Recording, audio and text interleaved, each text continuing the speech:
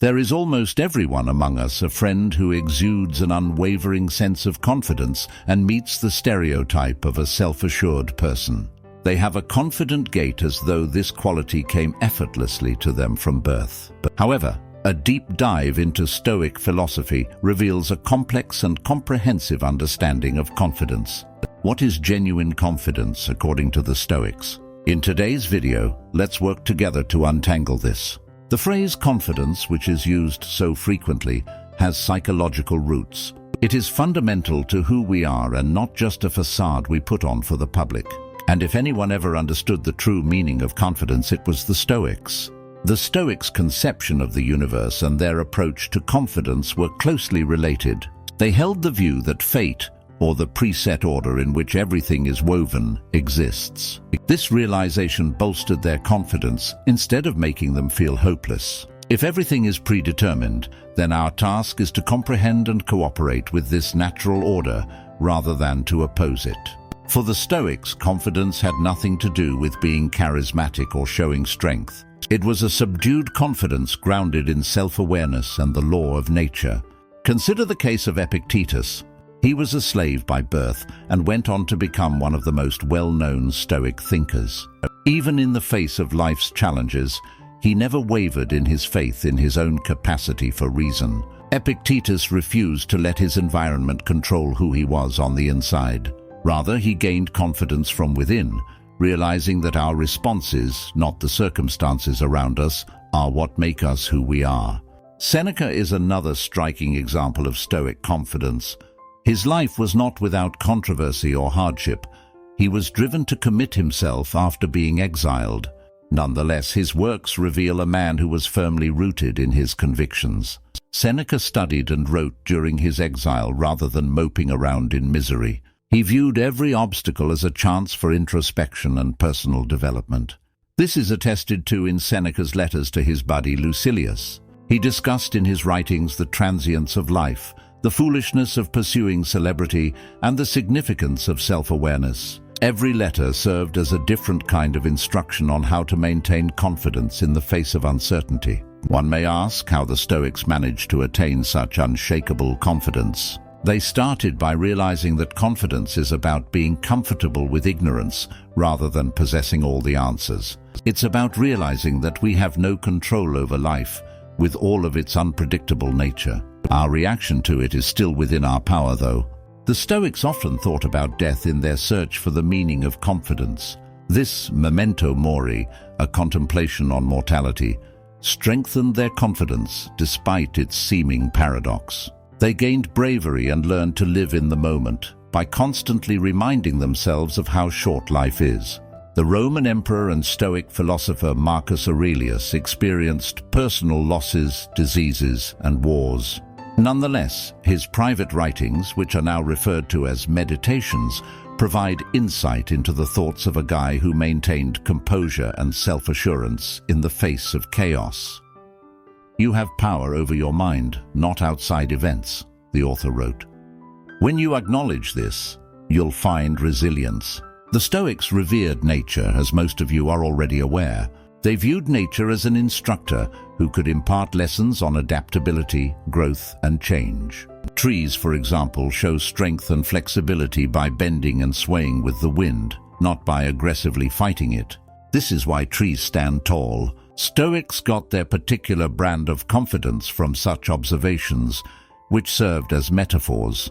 We must change our viewpoint if we are to emulate this Stoic certainty. Rather than considering confidence as a quality that some people have while others have not, we should consider it as a muscle. And to strengthen it, just like any muscle, continuous practice and reflection are necessary.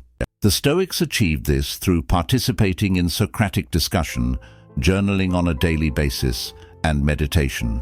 The Stoics also taught us to avoid seeking approval from others. In contrast to society, which frequently associates confidence with honors and success, Stoics valued inward confirmation.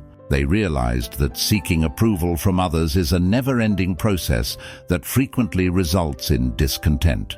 Living in harmony with nature and their own ideals was the source of confidence for Stoics. As the leader of the Stoic school in Athens, Chrysippus, another cornerstone of the movement, placed a strong emphasis on ethics and logic, encouraging students to take their confidence from virtue and knowledge rather than from the opinions of others. By doing this, he established the groundwork for a sincere and resilient confidence.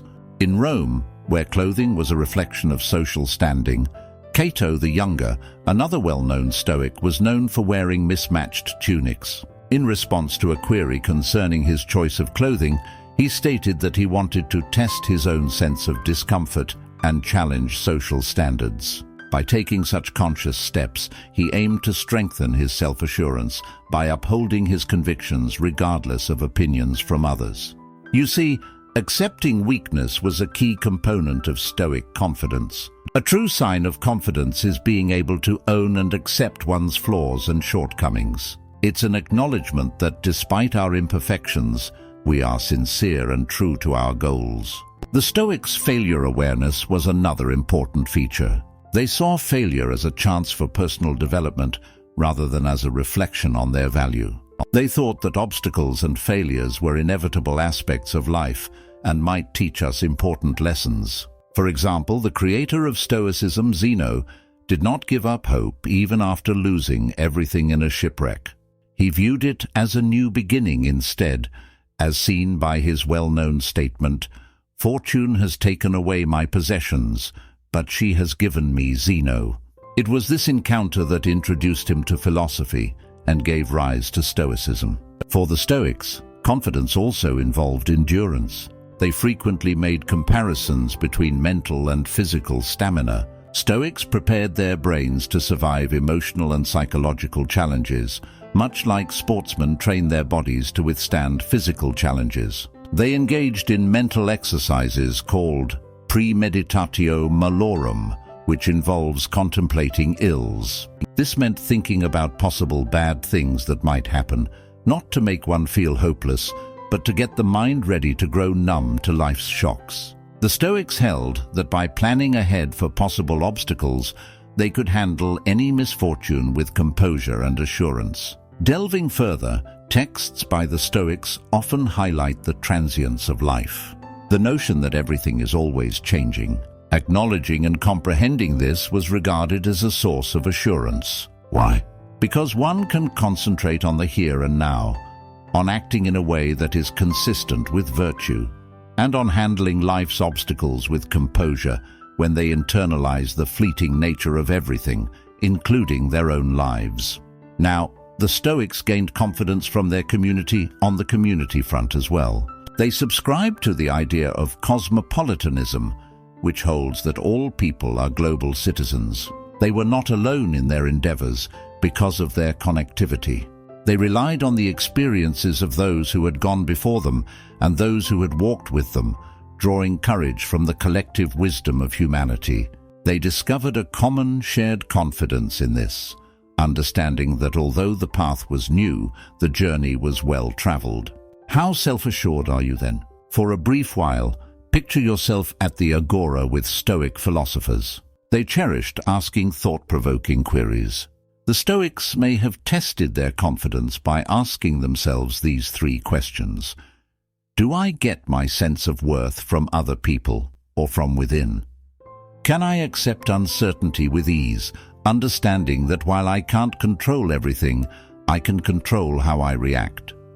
Do I view difficulties as roadblocks or as chances to improve? It is up to you and me to consider these questions. As we consider the beliefs of the Stoics, let's keep in mind that confidence is not synonymous with infallibility or unshakability.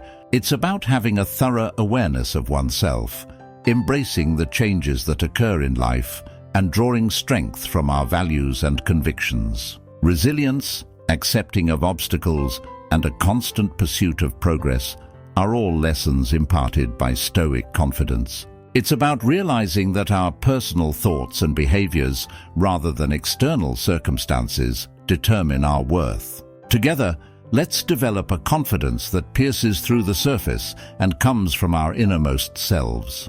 As Seneca once said, Difficulties strengthen the mind as labor does the body.